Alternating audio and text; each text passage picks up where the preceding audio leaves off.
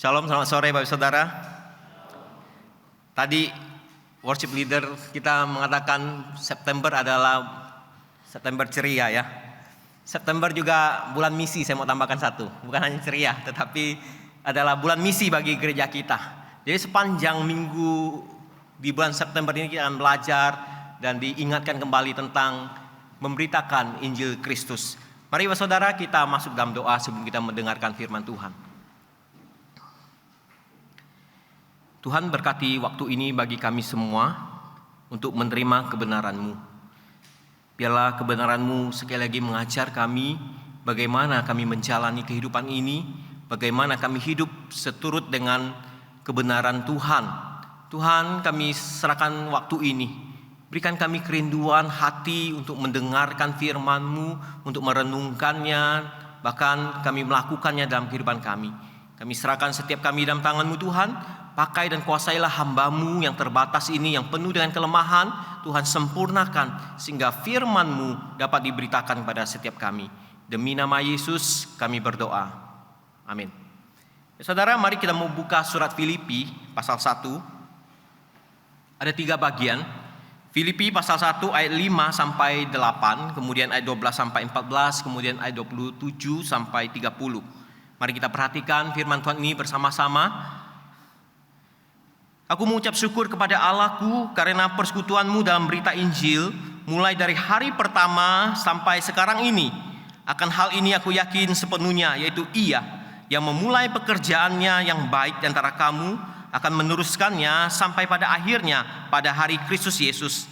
Memang sudahlah sepatutnya aku berpikir demikian akan kamu semua, sebab kamu ada di dalam hatiku. Oleh karena kamu semua turut mendapatkan bagian dalam kasih karunia yang diberikan kepadaku, baik pada waktu aku dipenjarakan maupun pada waktu aku membela dan meneguhkan berita Injil. Sebab Allah adalah saksiku betapa aku dengan kasih mesra Kristus Yesus merindukan kamu sekalian. Kemudian kita membaca di ayat 12 sampai 14. Aku menghendaki saudara-saudara supaya kamu tahu bahwa apa yang terjadi atasku ini justru telah menyebabkan kemajuan Injil, sehingga telah jelas bagi seluruh istana dan semua orang lain bahwa aku dipenjarakan karena Kristus. Dan kebanyakan saudara di dalam Tuhan telah beroleh kepercayaan karena pemenjaraanku untuk bertambah berani berkata-kata tentang firman Allah dengan tidak takut.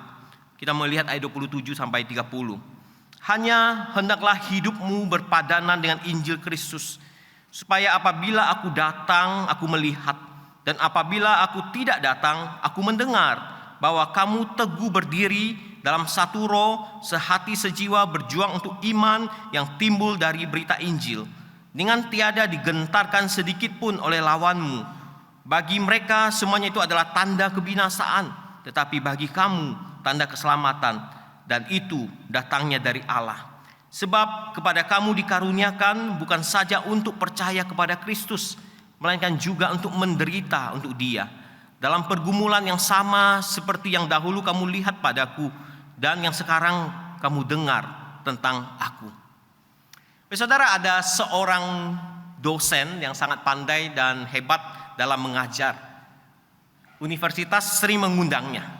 Suatu kali dia diundang universitas yang belum pernah ia ajar sebelumnya.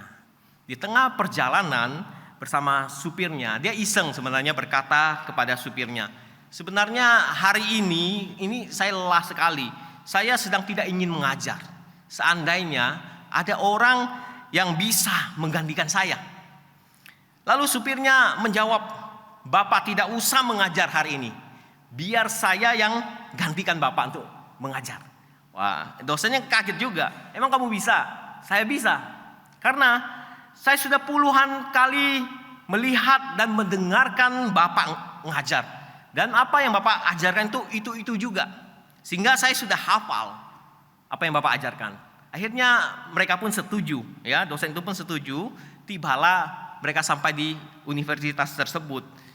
Mulailah supirnya ini berlagak mengajar seperti dosen. Ya benar, saudara. Ternyata karena mendengar puluhan kali sering dengar, Betul, supir ini bisa mengajar persis seperti dosen itu dari A sampai Z. Namun ada sesuatu yang terjadi di akhir perkuliahan itu. Timbul masalah. Masalahnya adalah ada sesi tanya jawab. Ada sesi tanya jawab. Seorang mahasiswa bertanya, "Pak, bagaimana menerapkan apa yang Bapak ajarkan itu?" Wah, supirnya ini mulai panik nih, ya, mulai bingung nih. Dia tidak bisa menjawab. Kemudian, ya, dia tidak habis akal, ya. Dia berkata, "Pertanyaanmu sangat bagus dan pertanyaan ini mudah sekali dijawab. Saya tidak perlu menjawabnya, biar supir saya yang menjawabnya." Saudara, ya, nggak perlu menjawabnya, biar supir saya menjawabnya karena supirnya itu adalah dosen yang sesungguhnya. Seperti halnya supir ini, orang bisa punya banyak pengetahuan, namun tanpa tahu bagaimana menerapkannya ke dalam hidup. Punya banyak pengetahuan tapi untuk menerapkannya belum tentu bisa. Sebagai murid Kristus, saudara, tentu kita dipanggil bukan hanya untuk tahu kebenaran Injil, tapi kita juga dipanggil untuk menghidupi Injil itu. Jadi tidak kalah pentingnya kita dipanggil untuk bertingkah laku hidup sesuai dengan Injil Kristus yang kita ketahui, Pak Saudara. Sekali lagi, tahu banyak belum tentu tahu menghidupinya. Ketika kita membaca surat Filipi ini, kita merasakan, saya nggak tahu apakah Bapak Saudara kita merasakan ada suatu nuansa, ada suatu gambaran bagaimana Injil ini tidak sebatas pengetahuan, tetapi Injil ini benar-benar dihidupi oleh Paulus maupun jemaat Filipi. Kita coba resapi dengan pelan-pelan bagian firman Tuhan itu. Tentu kita akan merasakan bagaimana Paulus dan jemaat Filipi, kehidupan mereka itu kental sekali dengan Injil. Baik tingkah laku hidupnya, ya, sangat berkaitan dengan Injil kalau kita melihat di bagian itu. Kita merasakan bahwa ketika Paulus mengungkapkan hal itu, setidaknya ada dua hal yang sangat jelas bagi kita, sangat eksplisit bagi kita. Paulus katakan yang pertama, hidup mereka hendaklah berpadanan dengan Injil Kristus di ayat 27. Kemudian hal yang kedua, Paulus mengungkapkan betapa indah persekutuan pemberitaan Injil Kristus di ayat yang kelima. Jadi tidak berlebihan rasanya jika kita mengatakan inilah contoh kehidupan orang yang menghidupi Injil itu. Inilah contoh antara Paulus dan jemaat Filipi yang hidupnya menghidupi Injil Kristus untuk kita teladani. Saudara, ketika kita bicara tentang Injil, itu apa sih?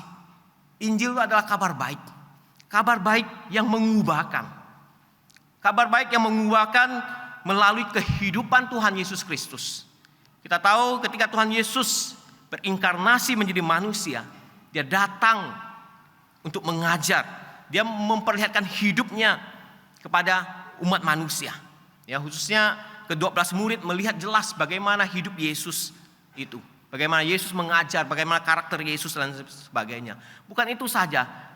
Kehidupan itu diubahkan dengan apa? Kita tahu Yesus melakukan satu karya yang besar dalam hidup kita, yaitu kematiannya.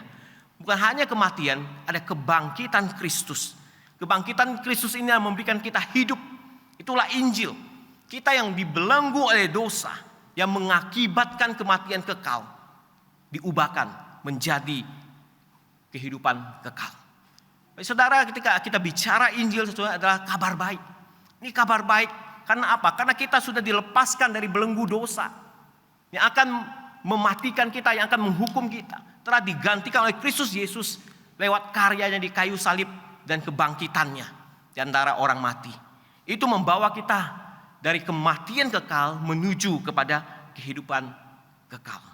Saudara, saya nggak tahu jikalau kita mengalami satu peristiwa yang hampir merenggut hidup saudara, tetapi saudara terhindar, apa yang saudara rasakan?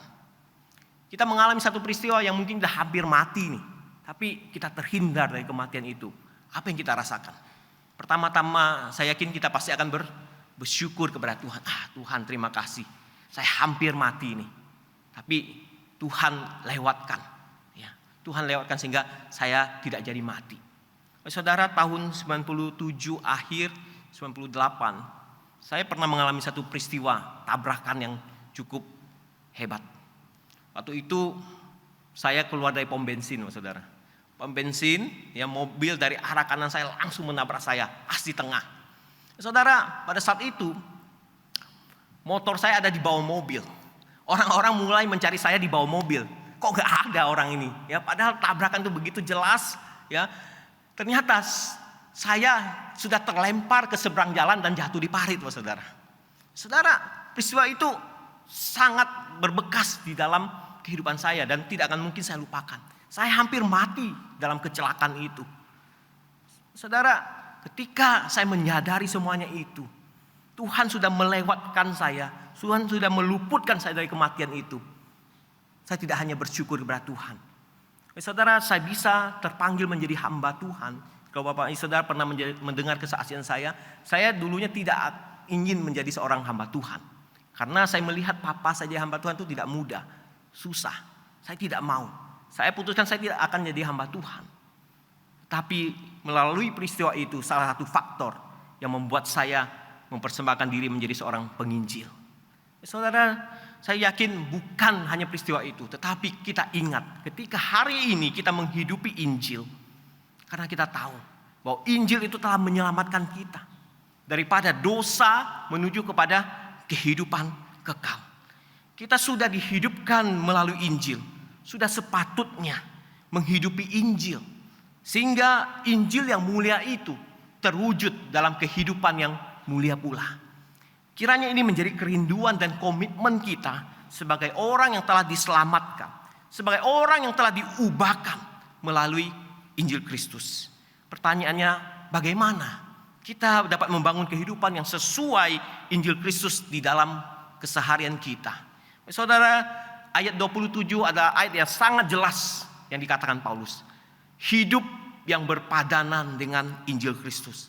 Ketika kita memikirkan bagaimana saya menghidupi Injil Kristus, tentunya tidak lain tidak bukan bahwa kita harus mempersembahkan hidup yang berpadanan dengan Injil Kristus. Baik saudara, kalau kita melihat di dalam pengamatan struktur kalimat di dalam bahasa aslinya, ditemukan bahwa ayat 27 sampai 30 itu merupakan satu kalimat. Ya, kalau di dalam terjemahan bahasa Indonesia kan terlihat terpotong-potong. Sebenarnya itu satu kalimat yang terdiri dari induk kalimat dan anak kalimat.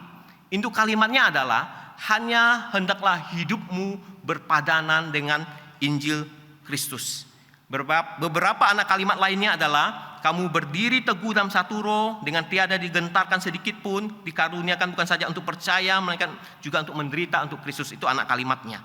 Tapi saudara, kita pembaca hari ini mungkin agak tidak terlalu memperhatikan, ya. Tetapi bagi orang-orang yang menerima surat itu, orang-orang pertama penerima surat ini yaitu jemaat Filipi, mereka tahu, mereka mengerti apa yang dimaksudkan Paulus. Kenapa Paulus menempatkan kalimat hendaklah hidupmu berpadanan dengan Injil Kristus sebagai induk kalimat? Saudara, saat itu mereka tahu bahwa Paulus itu dalam keadaan susah. Paulus sedang ditahanan, dipenjarakan. Ya. Surat ini ditulis ketika Paulus sedang dipenjara. Dan Paulus bukan hanya dipenjara, Paulus juga sambil menanti hukuman matinya. Dari kondisi ini jemaat tahu, ketika Paulus memberikan nasihat di dalam induk kalimat utamanya, hendaklah hidupmu berpadanan dengan Kristus. Ini adalah satu hal yang penting. Ini adalah satu nasihat yang penting, bahwa hidup mereka harus berpadanan dengan Injil Kristus. Ini nasihat yang penting bagi mereka, khususnya bagi mereka yang telah diselamatkan melalui Injil Kristus. Hidup mereka harusnya berpadanan dengan Injil Kristus. Baik saudara, bahasa Indonesia menerjemahkan kata ini berpadanan. Ya. Dalam bahasa Yunani hasios itu hampir sama dengan penerjemahan bahasa Inggris, menerjemahkan kata worthy atau layak. Ya. Sesungguhnya bahasa Inggris itu lebih mendekati makna aslinya, bahwa hidup yang layak dengan Injil Kristus. Kalau kita katakan berpadanan itu biasa diartikan sesuai enggak, ya. Kata berpadanan kan artinya sesuai enggak. Seringkali kita katakan bahwa tenaga yang dikeluarkan tidak sepadan dengan upah yang diterima. Seringkali kita berkata ini suami istri yang sepadan. Akan tetapi jika dimaknai dengan kata layak, ya, maka maknanya akan lebih mendalam, bukan? Ya, daripada berpadanan atau sesuai.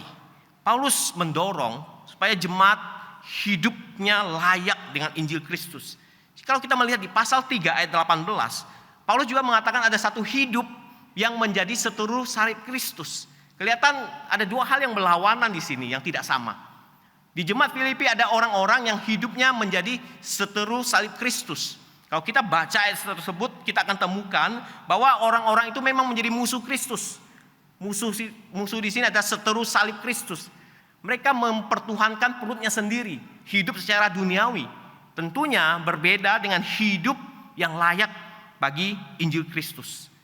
Disinilah Paulus mengatakan bahwa jemaat tidak harus menjadi musuh Kristus, musuh salib Kristus, seteru salib Kristus. Tetapi mereka harus mempersembahkan satu hidup yang layak dengan Injil Kristus.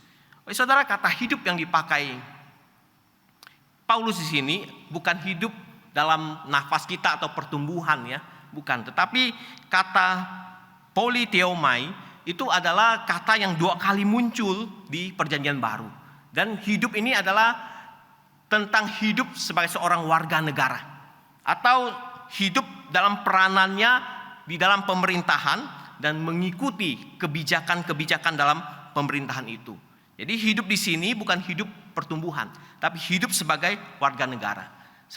Sekali lagi jemaat Filipi mengerti betul akan maksud Paulus ini. Karena apa? Karena Filipi itu adalah kota koloni. Kota koloni yaitu kota yang direbut oleh tentara Romawi, ya, dihancurkan oleh tentara Romawi. Kemudian tentara Romawi mendirikan kota ini kembali. Ya, mereka mendirikan seperti kota Roma, seringkali disebut miniaturnya Roma. Itu kota koloni. Filipi adalah kota koloni. Mereka di bawah penaklukan Romawi. Jadi baik saudara, ketika Paulus bicara tentang kewarganegaraan, tentu mereka tahu. Mereka adalah orang Yunani, tetapi karena ditaklukkan oleh orang Romawi, maka mereka mengikuti aturan pemerintahan daripada pemerintahan Romawi pada waktu itu. Jadi mereka tahu jelas.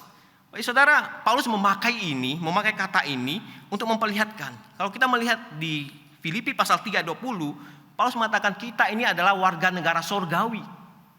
Bukan warga negara yang seperti apa yang mereka pikirkan. Paulus memakai kata ini untuk memperlihatkan bahwa mereka harus tahu bagaimana hidup sebagai orang Yunani di bawah pemerintahan Romawi, sekaligus hidup sebagai warga negara surgawi. Saudara, disinilah terlihat dengan jelas, ya, kewarganegaraannya. Orang Romawi mempunyai gaya hidup yang lebih elit. Karena mereka lebih namanya penakluk gitu loh, ya, hidupnya elit. Orang Yunani dikenal orang yang suka berfilsafat, suka hikmat dan sebagainya. Sedangkan di kota Filipi juga ada orang Yahudi. Orang Yahudi adalah orang-orang yang mungkin orang kecil, ya, pada para budak, ya, hamba itu ada pada orang Yahudi, orang-orang kecil, orang-orang sederhana. Di situ terlihat dari gaya hidupnya. Saudara, ketika Paulus memberitakan tentang warga negara surgawi, ini jelas. Paulus ingin ada pembedaan bahwa hidup yang layak bagi Injil Kristus itu harus terlihat daripada cerminan gaya hidup itu. Sebab itu harus ada pembeda. Sekalipun mereka warga Yunani di bawah pemerintahan Romawi, ya, mereka punya ciri khas gaya hidupnya. Demikian juga sebagai orang yang sudah hidup dalam Injil mempunyai gaya hidup yang berbeda. Saudara terkasih Tuhan, mari kita melihat. Di sini Paulus mengatakan bahwa hidup yang layak itu adalah hidup yang tercermin melalui gaya hidup seseorang. Khususnya gaya hidup kewarganegaraan yang sudah kita peroleh melalui Injil Kristus. Hendaklah hidupmu layak adalah hidup yang terlihat dalam gaya hidup seseorang. Ketika sudah menerima Injil, kita harus memiliki gaya hidup yang berbeda. Pertanyaannya, gaya hidup yang bagaimana yang harus kita hidupi? Saudara, ada sebuah buku yang ditulis oleh Zefon Ghazali. Dia mengatakan bahwa Injil itu harus menyentuh hidup kita. Bahkan seluruh aspek kehidupan kita harus diubahkan secara menyeluruh. Mulai dari hati kita. Kita ketika bicara hati, dia katakan itu bicara tentang apa yang kita kejar, apa yang kita dambakan. Sudahkah itu menjadi gaya hidup kita? Sebagai orang yang sudah diubahkan oleh Injil, hati kita mengejar apa sih? Hati kita mendambakan apa? Itu perlu kita koreksi. Kemudian bukan hanya hati, dia katakan tentang perasaan kita. Apa yang membuat kita bersuka hari ini? Apa yang membuat kita berduka hari ini? Kita perlu mengevaluasi untuk hal itu. Pikiran kita, apakah apa yang memenuhi kepala kita? Apa yang kita pikirkan yang ada di dalam kepala kita apa? Itu memperlihatkan gaya hidup kita. Kehendak kita, apa yang ingin kita lakukan, itu mempengaruhi gaya hidup kita. Perilaku kita, apalagi sesuatu yang terlihat, apa yang tubuh fisik kita ingin lakukan, itu terlihat. Jadi Bapak Saudara, kita bisa melihat di sini bahwa gaya hidup seseorang itu bukan hanya perilaku, tetapi hatinya bagaimana, perasaannya bagaimana, pikirannya bagaimana, kehendaknya bagaimana, terlihat di dalam perilakunya. Sungguhnya harus ada perubahan yang sangat mendasar dalam kehidupan kita. Itu melalui gaya hidup kita. Gaya hidup kita harus diubah melalui Injil dan karena Injil. Dasarnya karena apa? Karena Kristuslah yang menjadi pusat kehidupan kita. Kristus yang seharusnya mengintari hidup kita. Kristus itu pusat mengitari hidup kita. Bukan Kristus yang malah mengitari hidup kita. Kitalah yang harus mengitari Kristus. Saudara, karena dia adalah pusat hidup kita. Jadi ketika kita menghidupi Injil Kristus, hendaknya mengubahkan hidup kita. Mengubahkan hidup kita, bahwa hidup kita layak bagi Injil. Dan itu menyentuh keseluruhan hidup kita. Bukan sebagian atau parsial dalam hidup kita. Hidup itu bukan hidup tentang diri kita sendiri lagi. Tapi hidup tentang Kristus dan kemuliaannya sebagai kewarganegaraan surgawi. Mari Bapak Saudara, kita persembahkan hidup yang layak ini. Hidup yang layak dengan Injil Kristus yang terlihat di dalam gaya hidup kita. Yang kedua, hidup yang memberitakan Injil Kristus. Itulah hidup yang menghidupi Injil. Saudara, seperti saya katakan tadi, ya, ada struktur kalimatnya, ya. Di ayat 27b sampai 30 itu adalah anak kalimat. Anak kalimat ini adalah penjelasan Paulus mengenai wujud kehidupan yang layak bagi Injil itu. Beberapa literatur membaginya menjadi 3 bagian, ya, mengacu kepada kehidupan dan pemberitaan Injil. Ya, pertama di ayat 27, kesatuan untuk berdiri teguh dalam satu roh, untuk sehati sejiwa berjuang memberitakan Injil. Yang kedua itu ayat 28, bahwa perjuangan demi Injil tidak boleh digentarkan oleh lawan sekalipun dalam tantangan. Kita tahu Paulus dipenjarakan karena Injil. Yang ketiga, menganggap penderitaan demi Injil adalah kasih karunia. Ya, jelas itu dikatakan bahwa kita bukan hanya dikaruniakan untuk percaya, namun juga menderita untuk Kristus di ayat 29 sampai 30. Saudara, ketiga poin ini kita perhatikan. Ini bukan penjelasan Paulus, penjelasan yang ngambang atau teori belaka, bukan. Ketika Paulus mengatakan hidup yang berlayak atau berpadanan bagi Kristus, Injil Kristus, itu bukan satu penjelasan yang sebatas menjelaskan kepada jemaat, kamu harus begini-begini ya, bukan. Khususnya di pasal 1 memperlihatkan kepada kita, saya ingin mengajak kita melihat nanti 3 poin ini, bagaimana Paulus perlihatkan di dalam kehidupannya. Khususnya di pasal 1 ini. Ya, di ayat 30 jelas Paulus mengatakan bahwa jemaat sudah melihat apa yang terjadi pada Paulus. Dan mereka sudah mendengar apa yang terjadi pada Paulus. Artinya Paulus mengalaminya itu. Paulus sungguh-sungguh menghidupi Injil itu. 3 poin yang dia katakan tadi, ya, berdiri teguh, berjuang demi Injil, ya, menderita bagi Injil Kristus. Jelas sesuatu yang pernah dialaminya dan yang sedang dialaminya pada saat itu. Saudara, dengan kata lain bahwa Paulus sudah menjalaninya. Ya, ini kehidupan yang menghidupi Injil itu. Sejak panggilan pertobatan dan pelayanannya di Damsyik pada saat pertama dia dipanggil Tuhan, seorang penganiaya menjadi seorang pemberita Injil. Disitulah dimulai perjalanannya. Dan sampai ketika dia menulis surat Filipi, dia menasehati kepada jemaat Filipi untuk memberitakan Injil, bahkan menderita bagi Injil.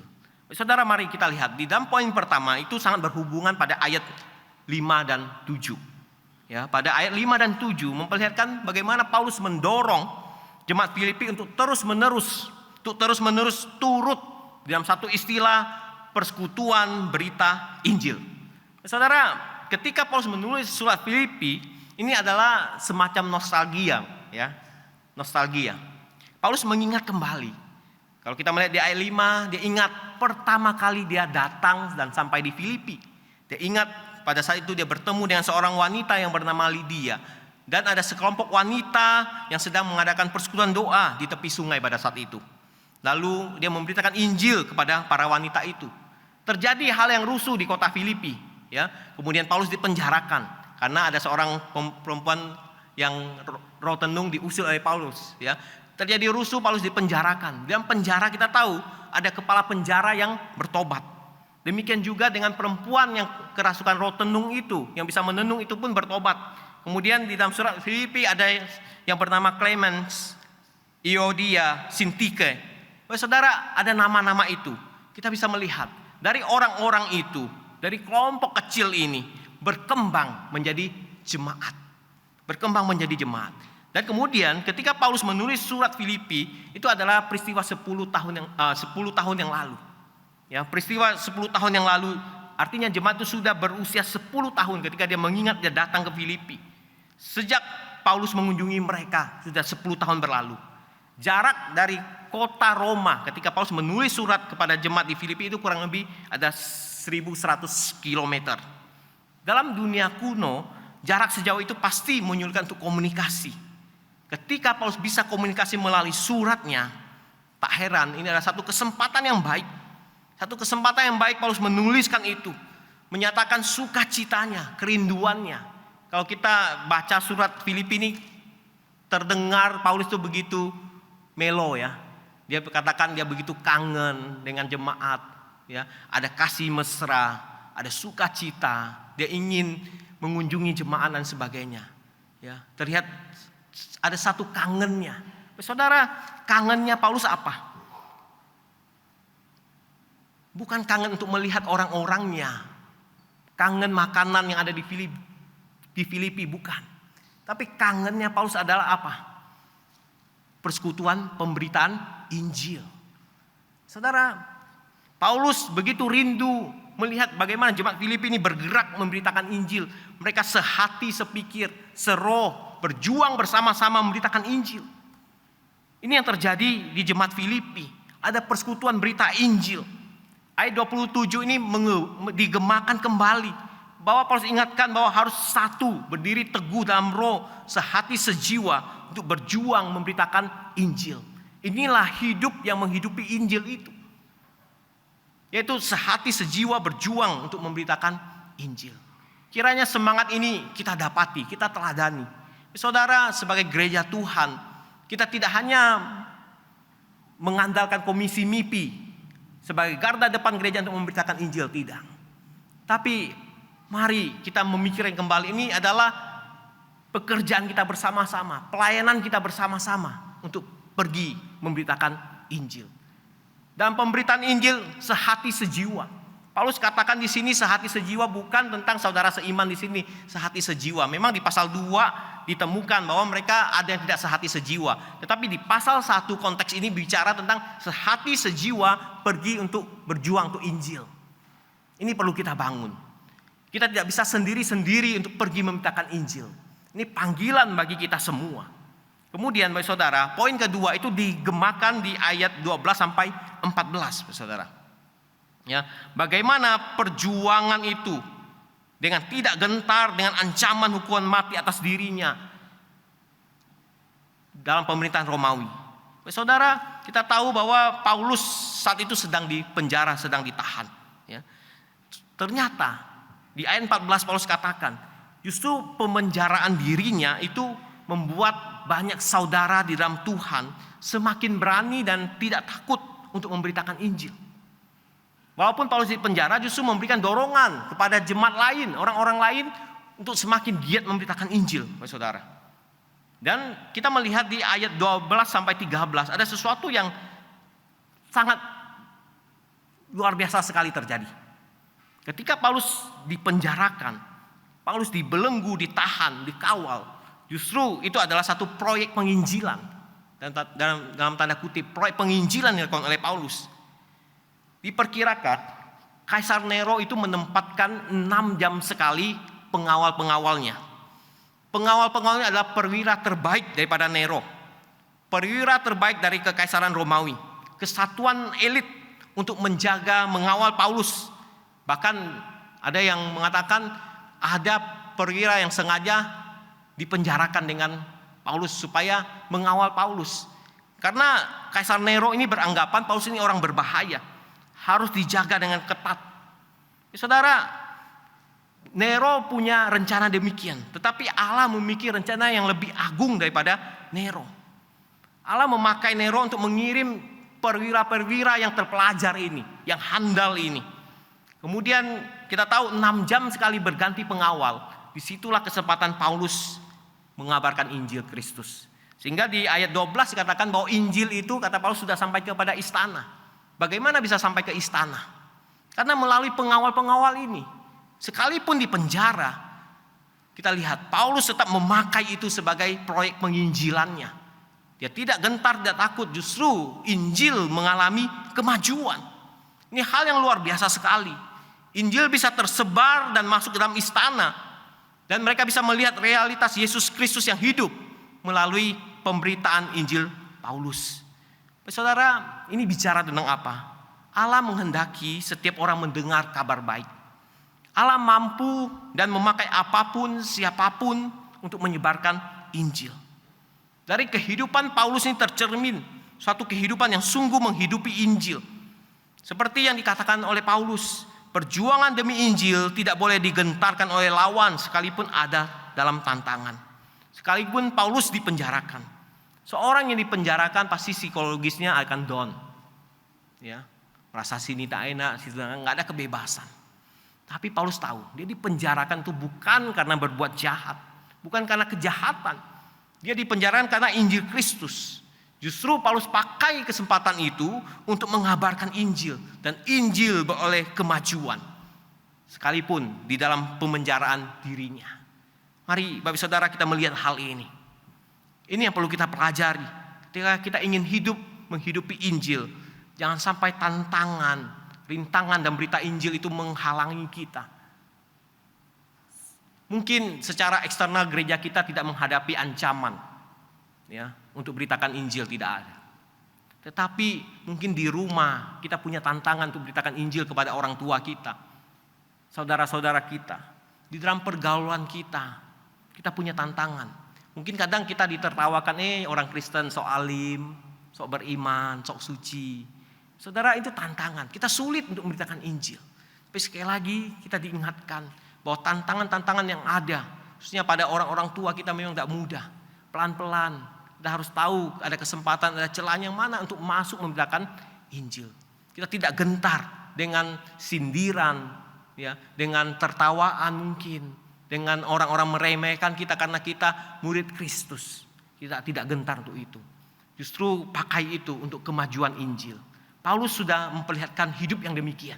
Sekalipun dia di penjara, dia menyatakan Injil Kristus.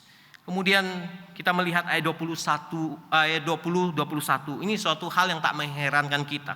Jikalau Paulus punya komitmen yang sedemikian kuat, dan ayat 20-21 itu ayat yang tidak mengherankan kita. Karena apa? Karena Paulus telah menunjukkan hidup yang siap menderita bagi Kristus. Ayat 20-21 adalah ayat yang terkenal bagi kita. Paulus katakan, Kristus dengan nyata dimuliakan di dalam tubuhku, baik oleh hidupku maupun oleh matiku. Karena bagiku hidup adalah Kristus dan mati adalah keuntungan. Saudara, tentunya kita belum sampai pada tahap menderita sampai mati karena Injil Kristus belum. Ya, Indonesia masih oke-oke, aman-aman saja ketika kita hidup di dalam Kristus. Bahkan ketika kita memberitakan Injil. Saudara, pada saat Paulus menulis surat ini, dia sedang diperhadapkan dengan dua situasi khusus. Pertama, dia sedang dipenjara. Kedua, ada ancaman terhadap keberlangsungan dirinya. Dia di dalam penahanan menanti satu sidang.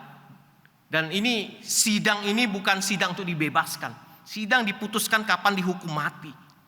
Itulah Paulus.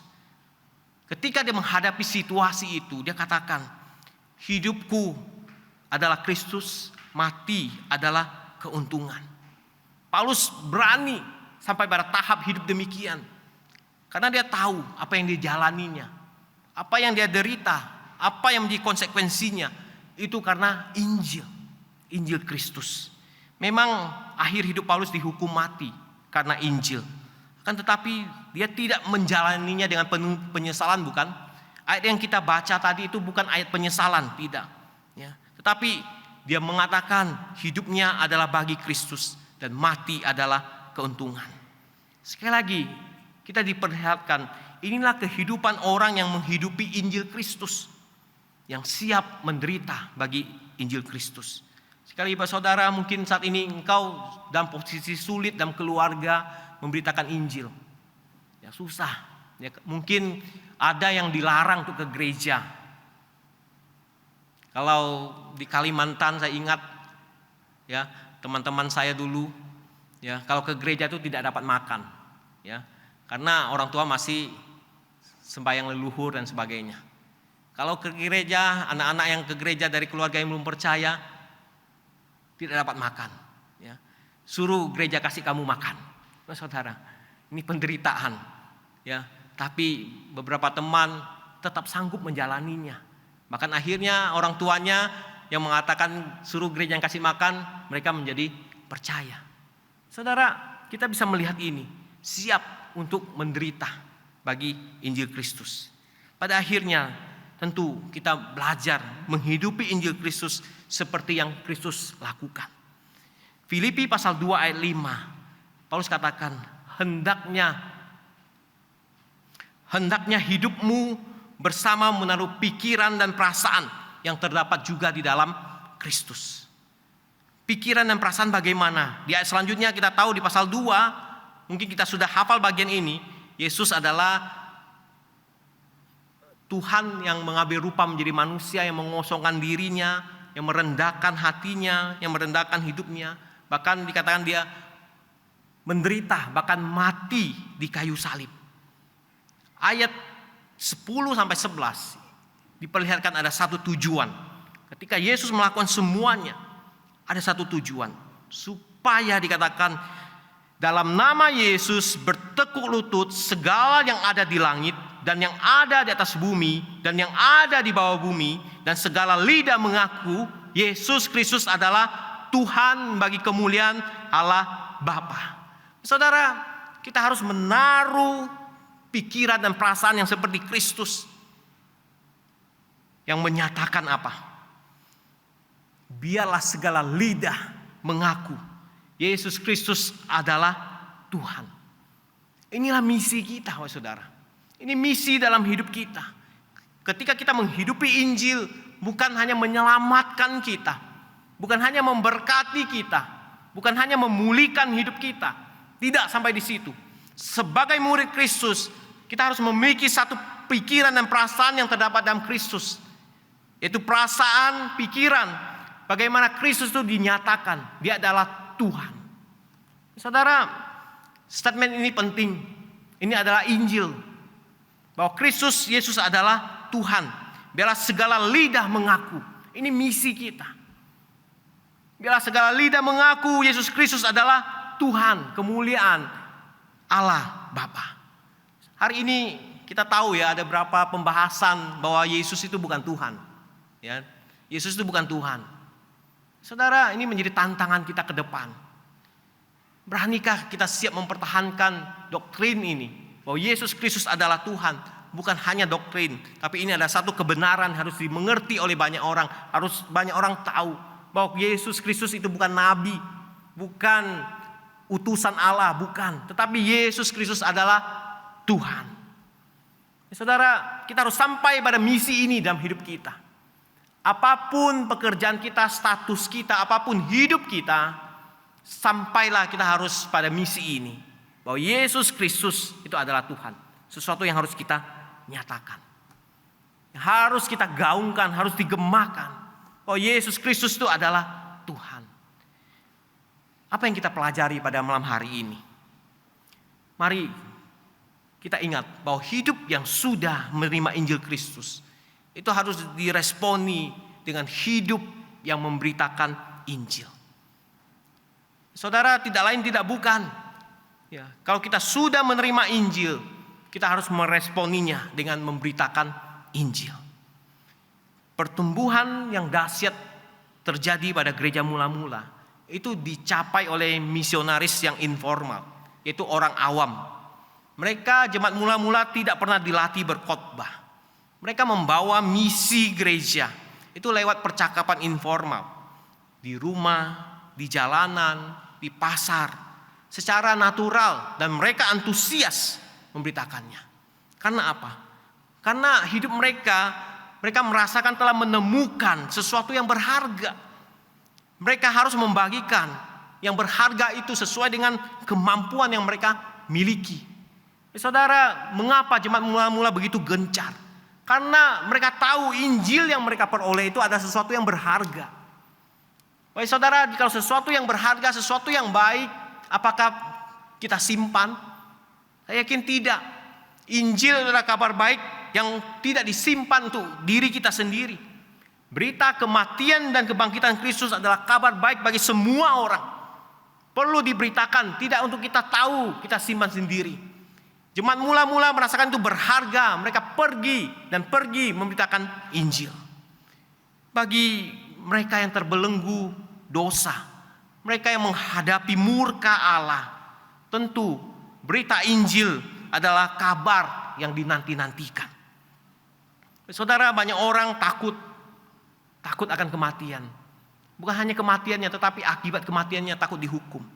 Mereka belum mengenal Injil. Ketika Injil diberitakan, itu ada kabar yang dinanti-nantikan. Banyak orang di luar sana mereka bergumul dengan kehidupannya. Mereka merasa tidak ada masa depan. Mereka merasa sudah putus harapan. Mereka lelah, mereka capek dalam hidup ini.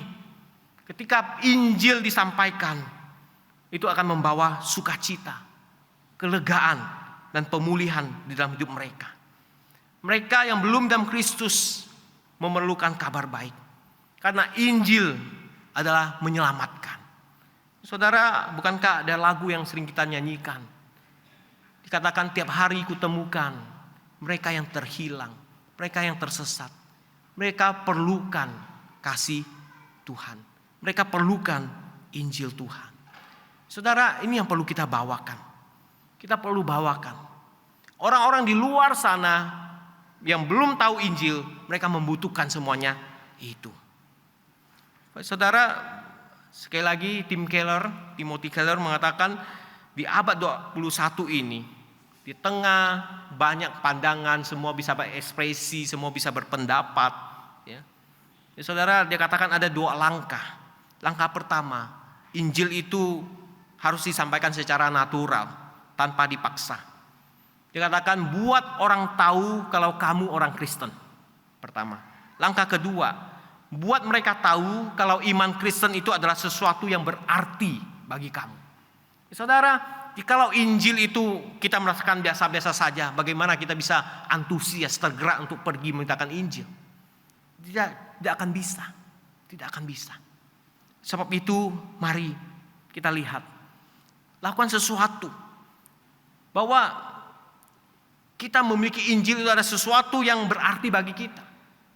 Supaya orang lain melihat kita bahwa kita punya sesuatu yang berarti yang bisa kita bagikan, yang kita bisa beritakan.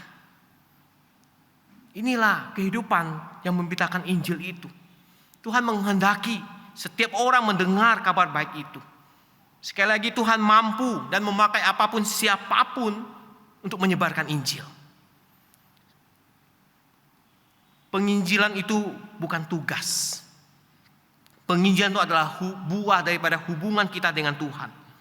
Ketika kita semakin berakar dalam Kristus, kita mengerti Injil, kita mencintai Yesus, maka kita akan semakin banyak memberitakan Injil kepada orang lain dan berbuah. Saudara terkasih dalam Tuhan, biarlah ini menjadi kerinduan kita bersama.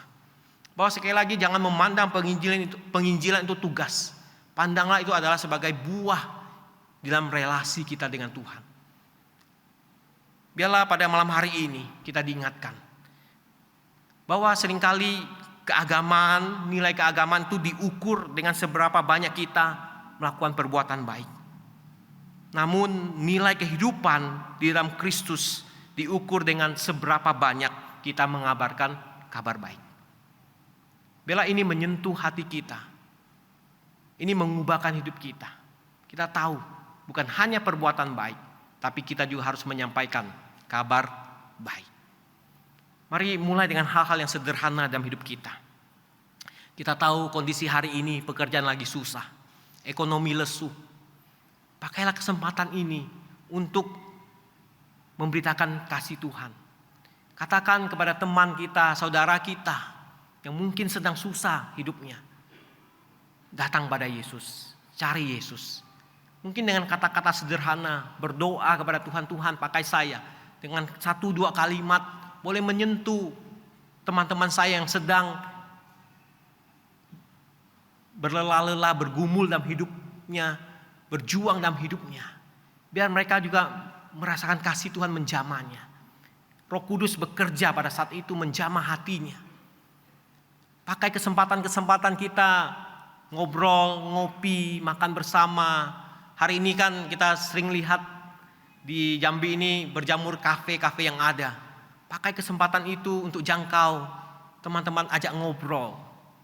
Bangun hubungan dengan mereka. Mulai dari hal-hal yang sederhana, sedikit demi sedikit selipin Injil bagi mereka. Ini yang bisa kita lakukan. Kita mungkin tidak harus konfrontasi. Kamu sesat ya, kamu tidak benar ya. Mungkin kata-kata itu perlu kita hindari. Bukan berarti kita tidak menyatakan kebenaran, tapi memulai dengan sesuatu yang baik, sesuatu yang mudah diterima. Saudara terkasih dalam Tuhan, sekali lagi di dalam konteks kehidupan kita saat ini, apapun yang kita jalani, kalau ada kesempatan Tuhan gerakkan kita untuk memberitakan Injil, pakailah itu, kesempatan itu. Inilah kehidupan yang menghidupi Injil. Dimulai dengan hidup yang layak bagi Tuhan dan hidup yang memberitakan Injil. Mari kita berdoa. Tuhan, tolong kami untuk terus dapat menghidupi Injil. Kami tidak hanya mengerti secara konseptual, secara wawasan, secara doktrinal. Tuhan pimpin kami untuk lebih menyentuh hidup orang lain melalui Injil yang sudah kami terima. Biarlah orang lain melihat hidup kami yang sudah diselamatkan oleh Injil Tuhan, berdampak bagi mereka. Tuhan tolong kami. Biarlah pada malam hari ini, jikalau kami mengingat teman-teman kami yang pernah kami injili, mereka masih keras hati, orang tua kami, keluarga kami, Tuhan sentuh hati mereka. Sentuh hati mereka. Pakai kami Tuhan. Sedikit banyak, sedikit demi sedikit, kami mulai masuk menyatakan kasih-Mu, bahwa Tuhan mencintai hidup mereka. Tuhan ingin memulihkan hidup mereka, bahkan Tuhan ingin menyelamatkan mereka. Ini kami Tuhan, ini kerinduan kami. Pakai kami. Demi nama Yesus kami berdoa. Amin.